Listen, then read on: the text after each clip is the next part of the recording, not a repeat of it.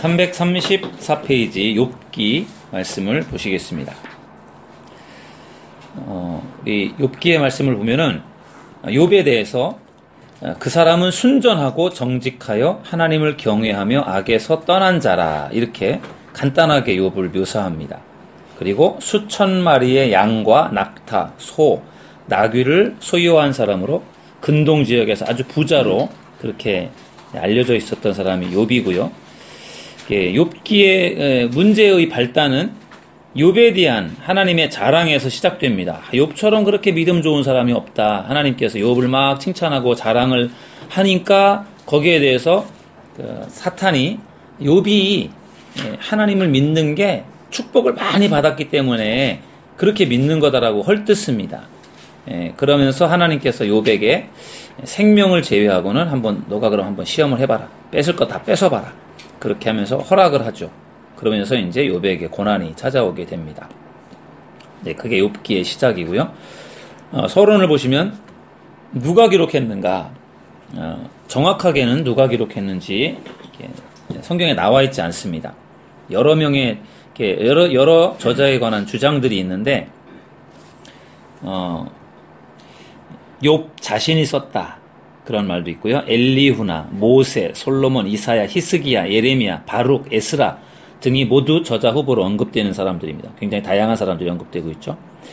바벨론 탈무드에는 모세가 욥기를 기록했다라고도 주장합니다.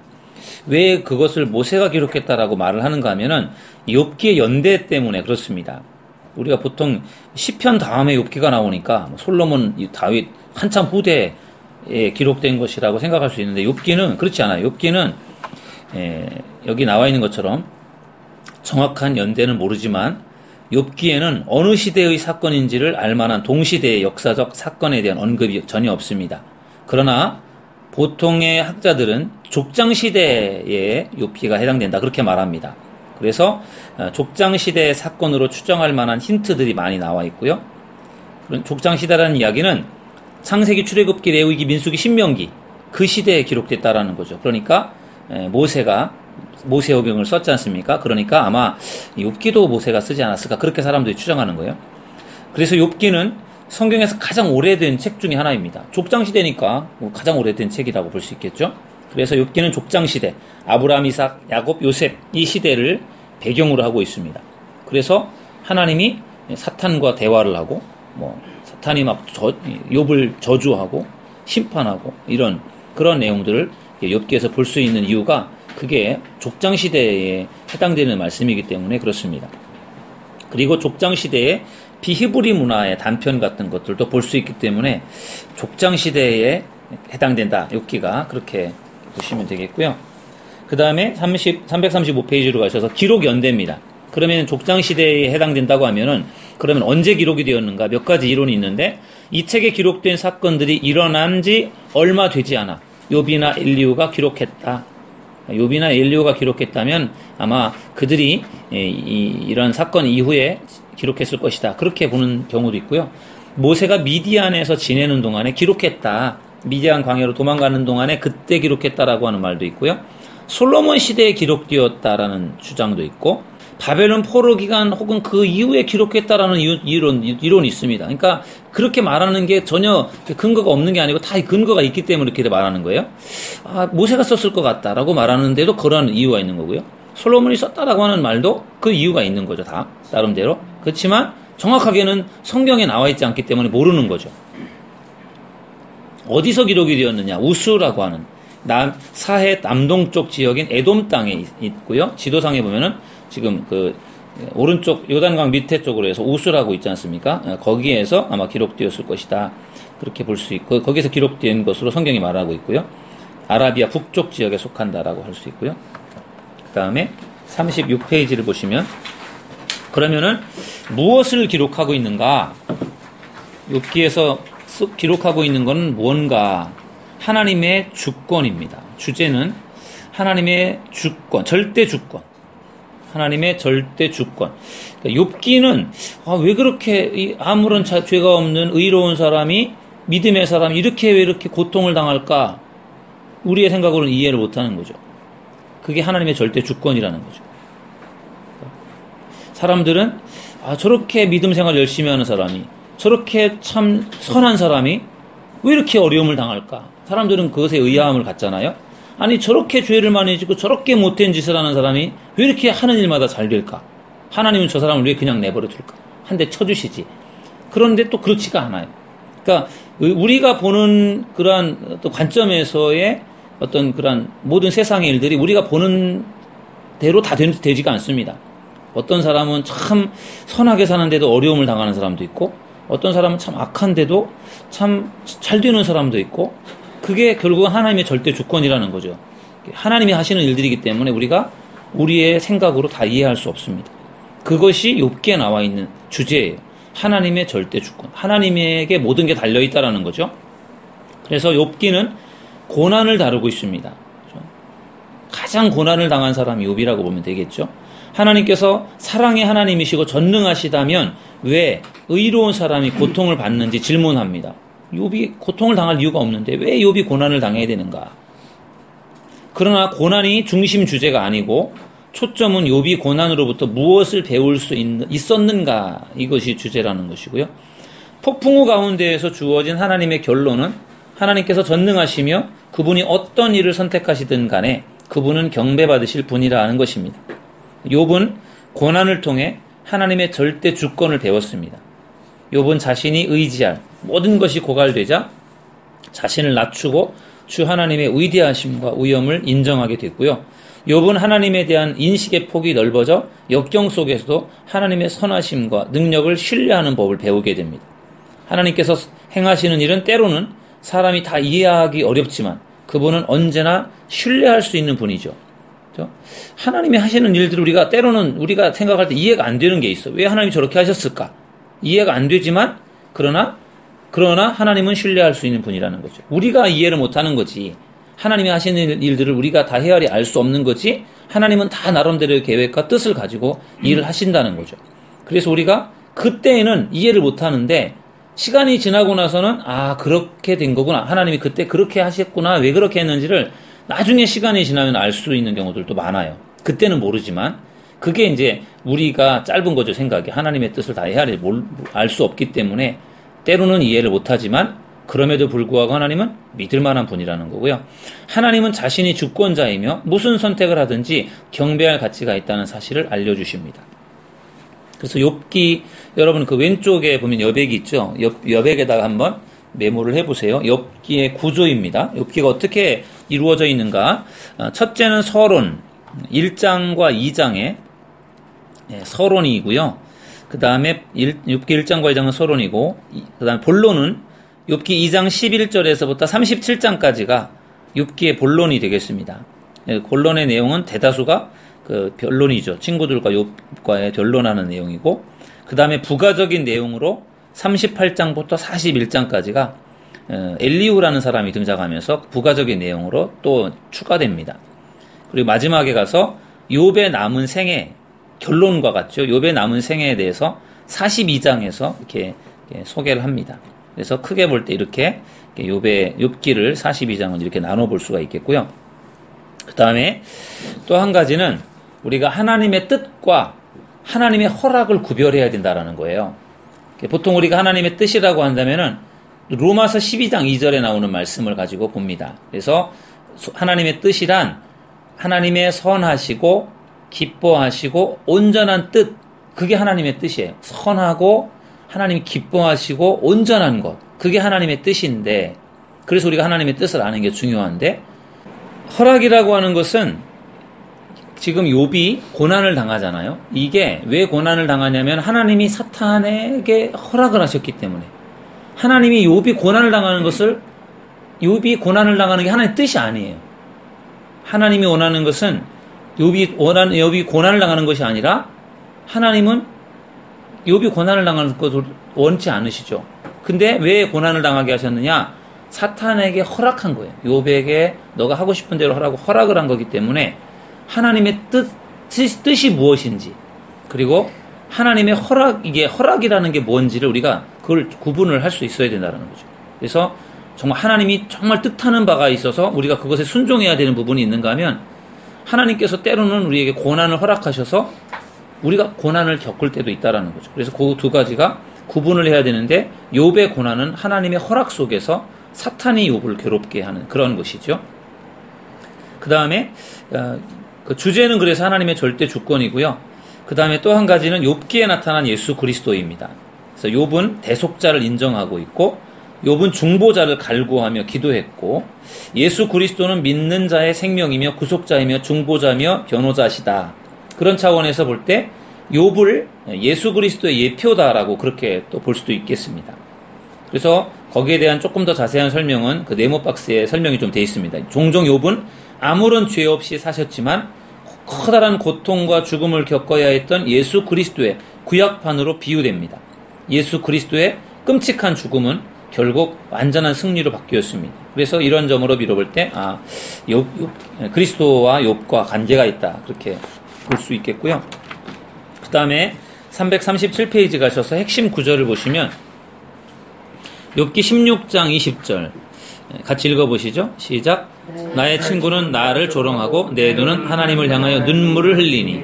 욥의 그 마음이 이렇게 잘 표현되어 있습니다. 친구들이 계속해서 조롱하고 있고 그래서 욥은 정말 하나님을 바라볼 수밖에 없고 눈물을 흘릴 수밖에 없었던 그래서 그런 어떤 욥의 심정이 잘 표현되어 있고요. 욥기 42장 5절 말씀 읽어보시죠. 내가 주께 대하여 귀로 듣기만 하였사오나 이제는 눈으로 주를 배움나이다. 아멘. 하나님 안에서 해답을 찾으려고 했던 욥은 마침내 결실해서 이제 그의 신앙이 성장해서 이제 눈으로 볼 수 있는 그러한 경지까지 이르게 됩니다. 그래서 하나님께서 욥에게 고난을 허락하셨는데 고난을 정말 잘 참고 인내하니까 욥이요 나중에 갑절의 복을 받는 것도 그렇지만 더 영적으로 성장이 됩니다. 그래서 고난을 통해서 더 성장하는 그러한 모습들을 볼 수 있죠. 욥의 친구들은 욥이 고난을 당하는 것이 하나님의 저주고 그가 죄에 대한 징계다. 욥의 친구들은 다 그렇게 생각하잖아요. 근데 그 사람들이 하나만 알았지 둘을 몰랐던 거예요. 고난을 당하는 것이 죄에 대한 징계이기도 하지만 모든 고난이 다 죄 때문에 오는 것은 아니에요.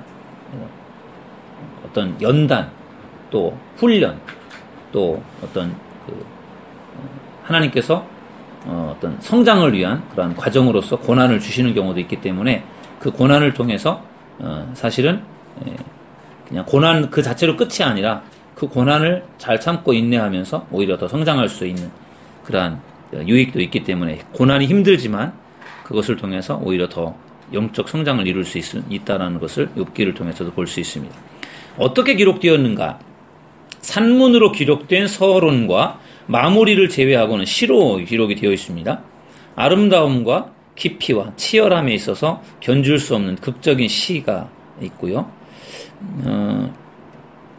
그래서 욥기를 보면 맨 처음 부분에는 하나님과 사탄 간의 천상의 논쟁으로 시작이 되었다가 다음에는 욥과 세 친구의 논쟁으로 세 번에 걸친 논쟁으로 이어지고 맨 마지막에 가서는 욥의 문제에 대한 하나님의 진단으로 이렇게 맞춰지게 됩니다. 그리고 욥기를 왜 기록했는가?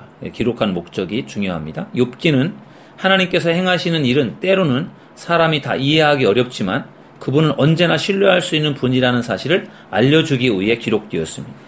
선한 사람이 다 복을 받고 악한 사람이 다 벌을 받는 그런 것이 아니라 때로는 우리가 이해할 수 없는 선한 사람이 고난을 당할 수도 있고 악한 사람이 우리가 볼 때 뭐 잘 될 수도 있고 그런 것들을 우리가 좀 볼 수 있는 것이 욥기라는 거죠.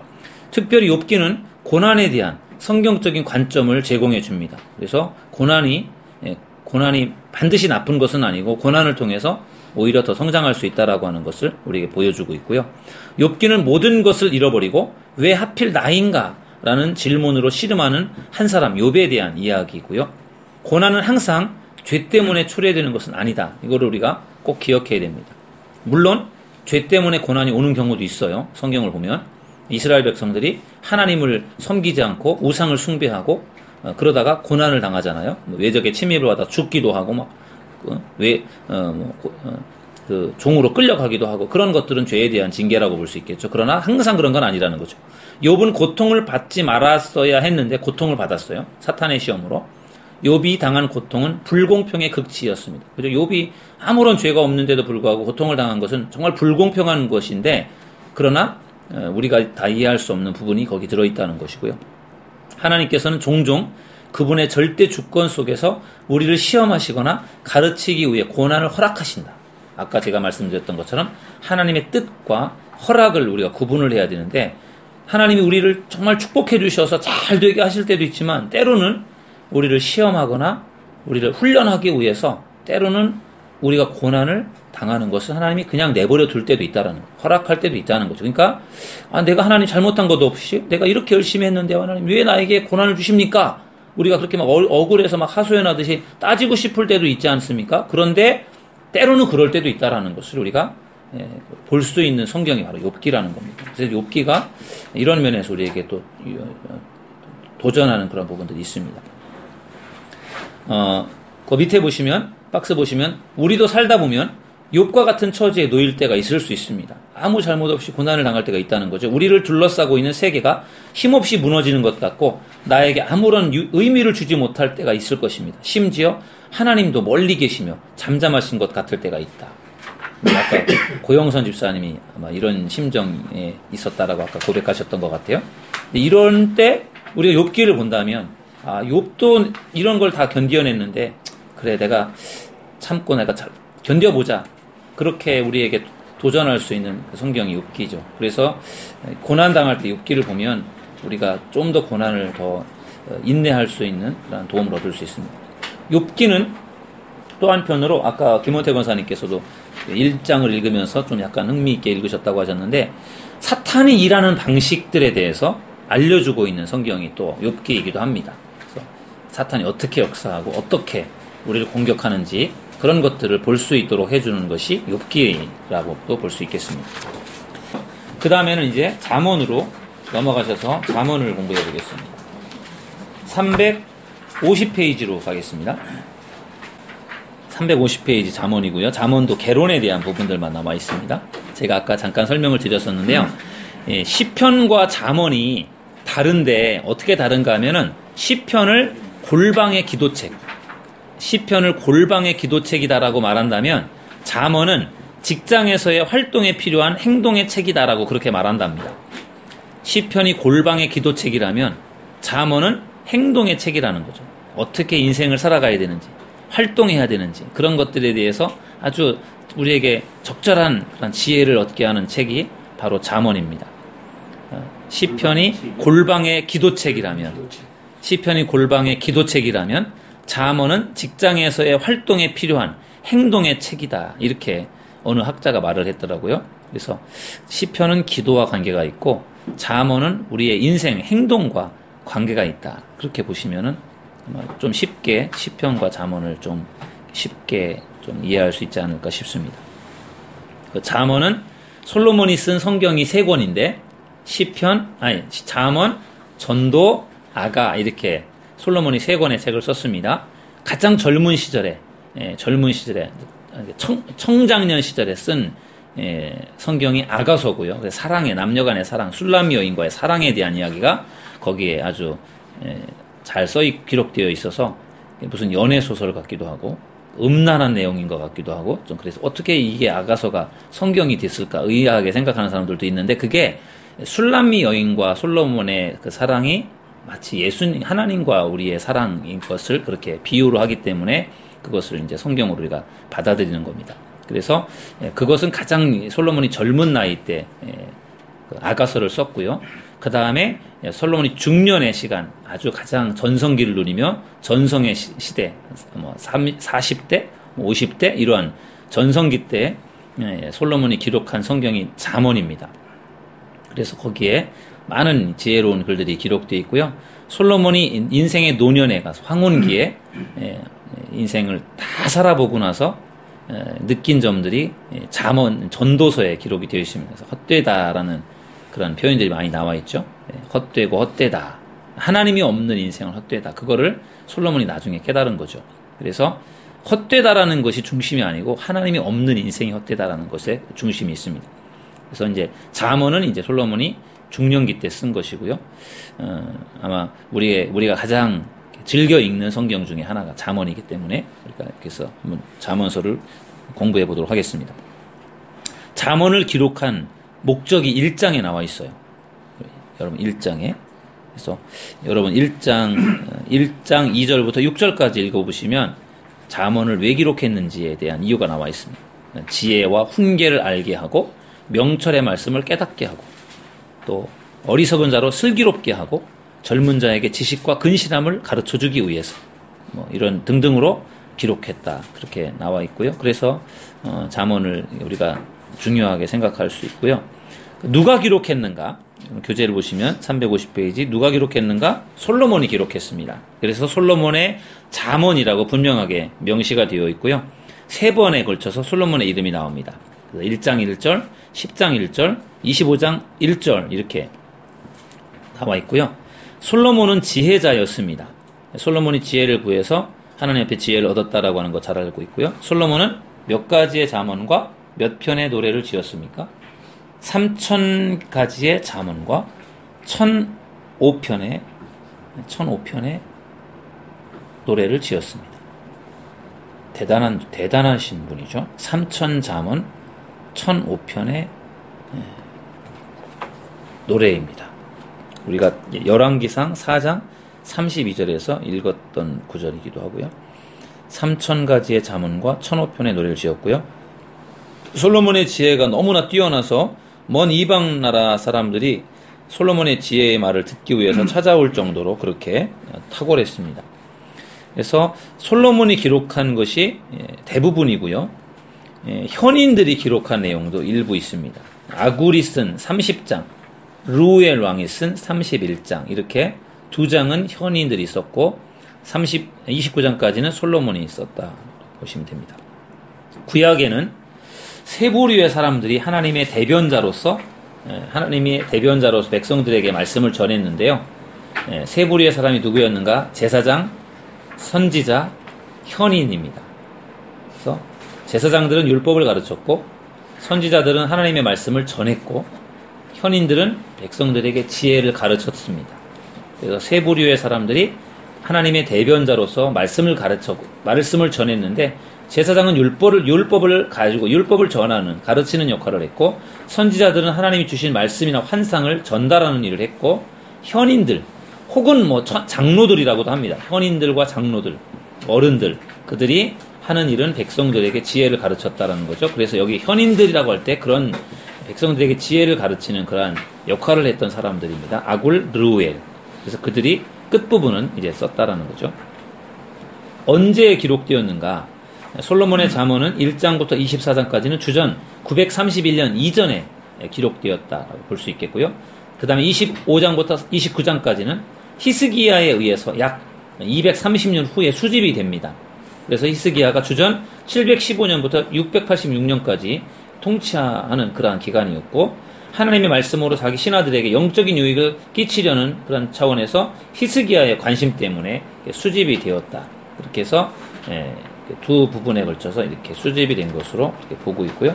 어디서 기록이 되었는가? 이스라엘에서 기록이 된 것으로 보시면 됩니다. 그 다음에 무엇을 기록하고 있는가? 주제는 지혜가 되겠습니다. 그래서 여호와를 경외함이 지식의 근본이다. 이것이 그 잠언의 주제입니다. 여호와를 경외하는 것이 지식의 근본이다. 그리고 여호와를 경외하는 것이 지혜의 근본이다. 바로 이것이 바로 이 잠언의 주제이고요.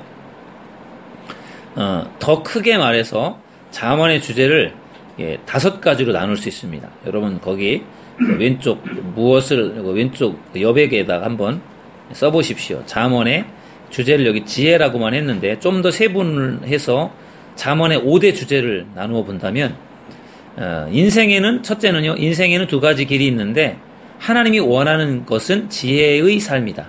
그게 이제 잠언의 첫 번째 주제입니다. 인생에는 2가지 길이 있는데 하나님이 원하는 것은 지혜의 삶이다. 라는 것이 하나의 주제이고 두 번째 주제는 위로는 하나님, 아래로는 사람들과의 관계를 증진케 하는 비결은 지혜를 갖는 데 있다. 하나님과의 관계, 사람과의 관계를 더 좋게 만들어내는 비결은 지혜에 있다는 거죠. 그러니까 잠언의 말씀이 그런 면에서 하나님과의 관계를 우리가 좋게 하고 사람들과의 관계를 좋게 하는데 필요한 지혜가 잠언에 들어있다는 거고, 세 번째는 말은 지혜의 척도다. 말에 대한 이야기가 많이 나와 있어요. 그래서 말이 곧 지혜의 척도다 라고 하는 것을 잠언에서 말하고 있고요. 네 번째 잠언의 주제는 성공하려면 근면과 훈련으로 일을 해야 된다.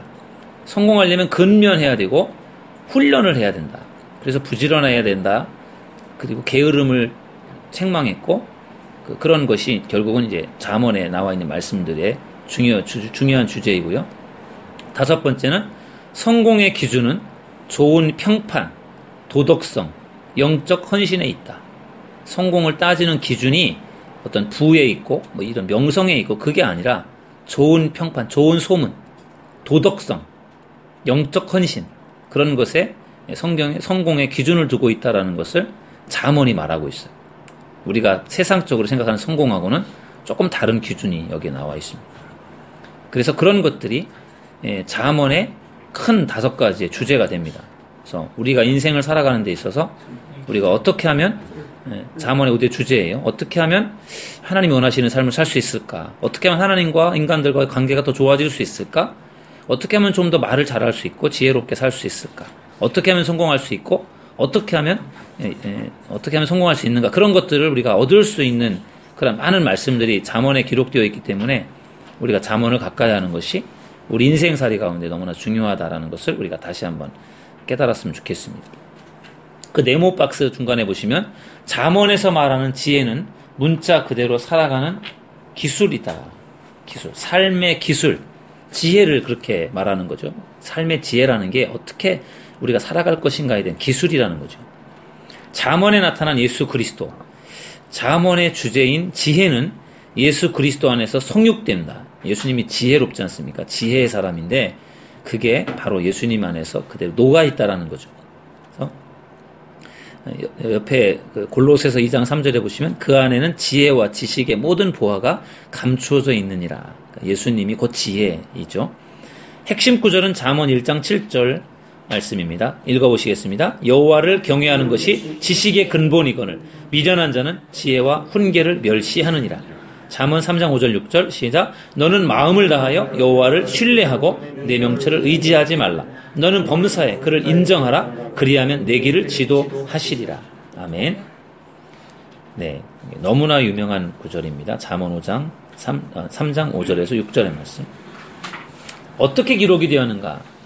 잠언은 히브리의 시, 간단한 우화, 예리한 질문, 대꾸법과 같은 다양한 문학 형식들이 사용되고 있고요. 잠언 10장에서 15장에는 19구절을 제외하고는 반의 대꾸법을 사용하고 있습니다. 반의 대꾸법이라는 것은 짝을 이룬 서로 반대되는 원리들을 병행시킨 그러한 형식이고요. 반대가 되는 것을 병행시켰다라는 점에서 반의 대꾸법. 그 다음에 잠언 16장에서 22장 16절에는 동의 대꾸법을 사용했다고 합니다. 동의 대꾸법은 아까 반의 대꾸법하고 반대가 되는 짝을 이루는 서로 같거나 비슷한 원리들을 병행시켰다라고 하는 점에서 반의 대꾸법이 쓰여진 데가 있고 동의 대꾸법이 쓰여진 데가 있다. 대부분은 이렇게 다양한 그런 형식들로 기록되었다는 것이고요. 왜 기록했는가? 이게 중요하죠. 잠언을 왜 기록했는가? 잠언은 인생에 대한 실제적인 이해를 제공해 줍니다. 그래서 우리가 잠언 읽으면서 야 정말 맞다 너무너무 좋다 이렇게 우리가 인정이 되는 게 우리 인생에 너무나도 실제적으로 필요한 내용들이 거기 들어있어요. 그래서 실제적인 인생살에 필요한 내용들이 들어있기 때문에 잠언이 우리에게 중요한 역할을 하고 있고요. 구약에서 가장 실제적인 책입니다. 그 다음에 일에 생활에서 부딪히는 삶의 여러 측면들을 위한 삶의 기술들을 가르쳐 줍니다. 성도들이 하나님과 다른 사람들과의 관계 속에서 어떻게 살아가야 하는지에 대해서 안내해주는 지침서와 같고요. 그래서 잠언을 오늘 우리가 읽은 것처럼 31장을 한 번에 후다닥닥 1시간, 2시간에 다 읽어버리는 것보다는 아주 조금씩 곱씹어서 해야 할 그런 내용들이 너무나도 거기 많이 들어있습니다. 그래서 하루에 한 장씩 읽고 깊이 묵상하는 것 아주 좋은 잠언을 우리가 소화해내는데 좋은 그런 방법인 것 같습니다. 그 다음에 354페이지로 넘어가시면 잠언은 단순한 지식을 쌓는 강의실에서가 아니라 일상생활에서 필요한 교육이다. 이 책은 유복한 가정에서 자라면서 들을 수 있는 충고이며 세상에서 성공적으로 살아갈 수 있는 실제적인 방법에 대한 친근감 있는 충고다라고 볼 수 있고요. 3번은 잠언처럼 살아가기로 선택한 사람들은 성공과 안전 그리고 그 이상의 것을 얻게 될 것이다. 그들은 하나님을 알게 될 것이다. 그 밑에 여백이 많이 남아있는데요. 거기다가 메모를 한번 해보시겠습니다. 잠언의 내용을 이렇게 구분을 해보면 여러분들이 잠언을 읽을 때 좀 도움이 될 것 같아요. 잠언의 내용을 크게 세 가지로 나눌 수 있는데 첫째는 젊은이들을 위한 지혜입니다. 1장부터 9장까지는 젊은이들에게 해당하는 이야기입니다. 젊은이들을 위한 지혜가 1장부터 9장까지가 나와 있습니다. 그리고 그것은 경건한 삶을 위한 지혜를 말합니다. 젊은이들을 위한 지혜를 말하면서 경건한 삶을 위한 지혜를 말하고 있고요. 그 다음에 두 번째는 모든 사람들을 위한 지혜를 말합니다. 이것은 10장부터 24장까지예요. 10장부터 24장까지는 모든 사람들에게 해당되는 지혜를 말하고 있고 그것은 경건한 삶을 위한 실제적인 지혜입니다. 그러니까 경건에 굉장히 초점이 맞춰져 있어요. 경건한 삶을 위한 실제적인 지혜를 말하고 있습니다. 10장부터 24장. 그 다음에 세 번째는 지도자들을 위한 지혜입니다. 지도자들을 위한 지혜 25장부터 31장까지는 지도자들을 위한 지혜를 말하면서 특별히요 거기에는 경건한 아내를 얻어야 함을 강조하고 있어요. 경건한 아내를 잘 얻어야 너무 중요하다. 그 부분이 중요하다라고 그렇게 강조하고 있고 그래서 다투는 여자와 큰 집에서 사는 것보다는 혼자서 움막에 사는 게 낫다. 그게 26장, 25장 뒤에 나오는 거거든요. 그러니까 지도자들에게 이제 특히 그것을 강조하는 거예요. 아내를 잘 얻어야 된다. 중요하다. 그 부분이. 보통 사람들에게 다 중요하겠지만 지도자일수록 더 중요한 그 부분이다라는 거죠. 그래서 경건한 아내에 대해서 강조하고 있습니다. 25장에서 어디까지라고? 31장 끝까지예요. 그래서 현숙한 여인도 마찬가지로 거기에 해당되는 거죠. 그래서 결국은 이 세 가지가 다 경건을 위한 실제적인 지혜를 강조하고 있습니다. 여기서 잠언에서의 말하는 지혜가 경건을 위한 지혜, 실제적인 지혜, 경건 생활을 살아가는 데 있어서 경건한 삶을 살아가는 데 있어서 필요한 지혜를 말하고 있기 때문에 잠언을 읽으면서 우리가 그런 지혜를 통해서 우리가 더 경건한 사람으로 성장하는 데 도움을 받을 수가 있다라는 겁니다. 그래서 모두에게 해당되는 게 있고 젊은이들에게 해당되는 게 있고 지도자들에게 해당되는 그런 지혜들을 좀 구분지어서 이렇게 읽으면은 아마 좀 더 우리에게 도움이 되지 않을까 싶고요. 그 다음에 이제 마지막으로 여러분 355페이지 물고기 뼈를 보시면 거기 잠언을 이렇게 나누어 놓았습니다. 그래서 1장 1절에서부터 7절까지는 잠언의 목적에 대해서 나와 있고요. 그 다음에 1장 8절에서 9절까지는 젊은이에게 주는 잠언 이렇게 되어 있죠. 그 다음에 10장에서 24장은 솔로몬의 잠언으로 해서 모두에게 해당되는 지혜를 말하고 있고요. 그 다음에 히스기야의 신하들이 편집한 솔로몬의 잠언 25장부터 29장까지 그렇게 되어 있고 주로 지도자들에게 이제 해당하는 지혜를 말하고 있고요. 그 다음에 뒤에는 아굴의 잠언과 루엘 왕의 잠언 이렇게 두 개가 붙어 있습니다. 그래서 이렇게 잠언이 구성이 되어 있다라고 하는 것을 보시면 여러분 잠언을 읽을 때 좀 더 도움이 되지 않을까 싶습니다. 그래서 오늘